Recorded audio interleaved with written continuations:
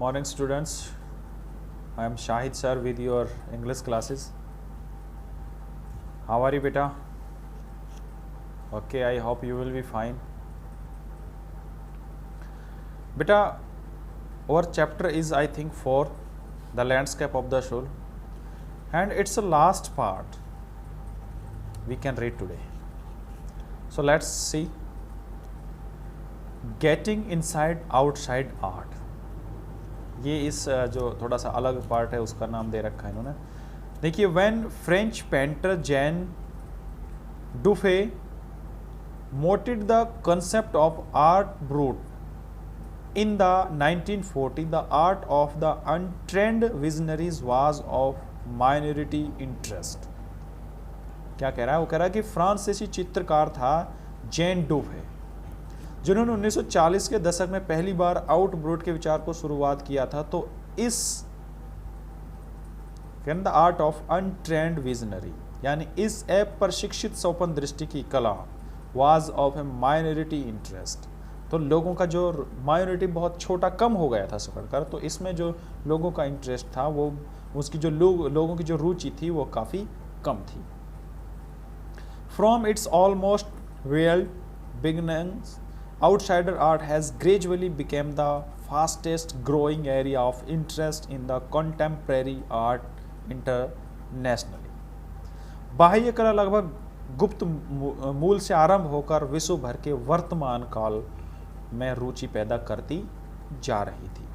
became the fastest growing area of interest in contemporary art internationally.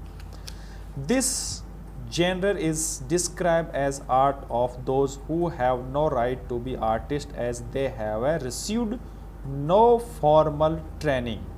वो करा इस शैली में उन लोगों की कला कहा जाता है जिन्हें, यानी इस शैली को उन लोगों की कला कहा जाता है जिनको कलाकार कहलाने का अधिकार नहीं है. वो कह रहा है those who have no right to be artist. इस तरह की कला उन लोगों की कला है जिनको कलाकार कहने का अधिकार नहीं है. As they have received no formal training, क्योंकि उनको कोई फॉर्मल ट्रेनिंग नहीं रिसीव हुई थी. Yet show talent and artistic insight, यद्यपि उनके अंदर प्रतिभा, अंतर्दृष्टि का वो प्रदर्शन करते हैं, प्रतिभा उनके अंदर होती है. Their works are a stimulating contrast, stimulating होता है प्रेरणादायक, contrast to a lot of mainstream of offerings.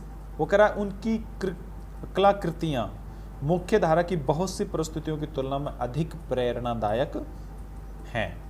Around the time of Dubuffet was propounding his concept in India and untutored genius was creating paradise. वो कह रहा है कि इसी समय के दौरान जब डुफे इस चीज़ का, इस कॉन्सेप्ट का प्रतिपादन कर रहे थे, तो उसी दौरान इंडिया के अंदर एक प्रशिक्षित genius was created a paradise. तो उन्होंने एक स्वर्ग क्रिएट कर दिया था. पैराडाइज का मतलब होता है स्वर्ग, जन्नत. Years ago the little patch of jungle that he begin clearing. वो कह रहा बहुत साल पहले छोटे छोटे पैच, टुकड़े होते हैं भाग, छोटे छोटे जंगलों के भाग को उन्होंने साफ किया. To make himself a garden sculpted with stone and recycled material is known to the world today as the Rock Garden at Chandigarh. वो कह रहा वर्षों पूर्व जिस जंगल के छोटे छोटे टुकड़ों को स्वच्छ करके पत्थरों तथा फिर से काम में लाए पदार्थों को घड़कर उन्होंने एक बगीचा बना दिया, जिसको आज हम रॉक गार्डन कहते हैं और वो चंडीगढ़ में है. उसको उन्होंने डेवलप कर दिया, क्रिएट कर दिया. तो पैराडाइज है. तो स्टूडेंट, आप गए थे चंडीगढ़, आपने देखा था रॉक गार्डन, तो उसको किसने डेवलप किया था?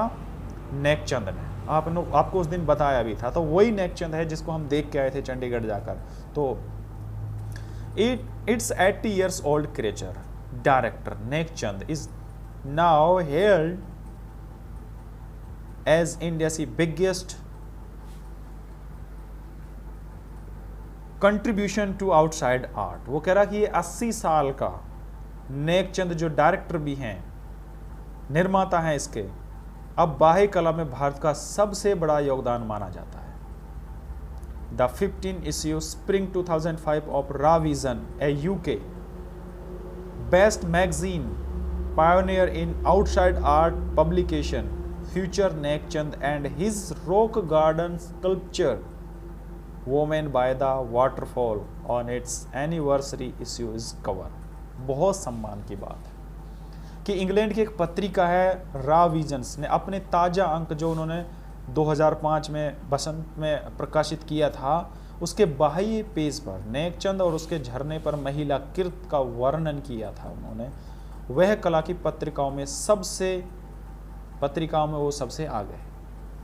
The notion of art brut और raw art was of work that were in their raw state as regards cultural and artistic influences.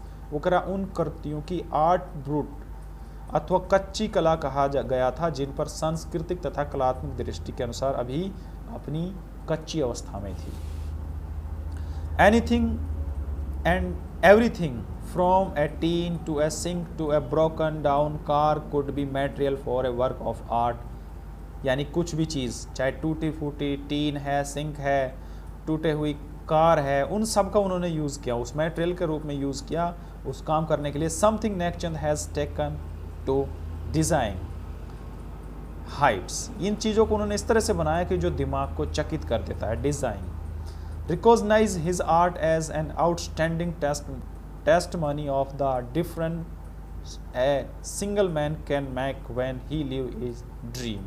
वो आश्चर्यचकित करा, दिमाग चक्कर खा जाता है, आखिर एक सिंगल आदमी इन चीज़ों का प्रयोग करके ऐसी चीज़ कैसे क्रिएट कर सकता है जो अपने सपनों में खोआ होता है। The Swiss commission of for UNESCO, Swiss का जो स्विस उनका एक कमीशन है UNESCO, will be honouring him by A way of European exposition of his work. UNESCO का स्विस कमीशन उसका सम्मान करेगा उसकी by way of European exposition of the work, उसके काम को यूरोपियन की प्रदर्शनियों में रख कर। द 5 months इंटरेक्टिव शो, ये 5 महीने चलने वाला show realm of Nek Chand beginning October will be held at leading museum in Switzerland, Belgium, French and Italy. यानी ये जो उनकी प्रदर्शनियाँ की जाएंगी, वो जो मेला है वो अक्टूबर में स्विट्जरलैंड, बेल्जियम, फ्रांस, इटली की मुख्य कला संग्रहालयों में लगेगा। The biggest reward is walking through the garden and seeing people enjoy my creation, Nek Chand says. Nek Chand क्या कहता है, मेरा सबसे बड़ा इनाम ये है कि लोग यहाँ आए और बगीचे में जाएं और मेरी जो मैंने कृतियों को जो बनाया है उनको देखकर मजा लें, ये मेरा सबसे बड़ा रिवॉर्ड्स है, इनाम है। तो ये बेटा वही नेकचंद है जिसको हम देख गए थे रॉक गार्डन को। तो ये आपका लेसन फिनिश हो गया। इनके क्वेश्चनों के ऊपर डिस्कस कर लेंगे, कोई प्रॉब्लम है तो पूछ लेना, अदरवाइज इनका एक क्वेश्चंस कर लेना बेटा, जो प्रॉब्लम हो तो मेरे से पूछ लेना। फिर हम अगला नेक्स्ट टॉपिक स्टार्ट करेंगे। 5th लेसन होगा हमारा the ailing planet the green movement of role. तो इसमें आज इतना ही। Thank you very much.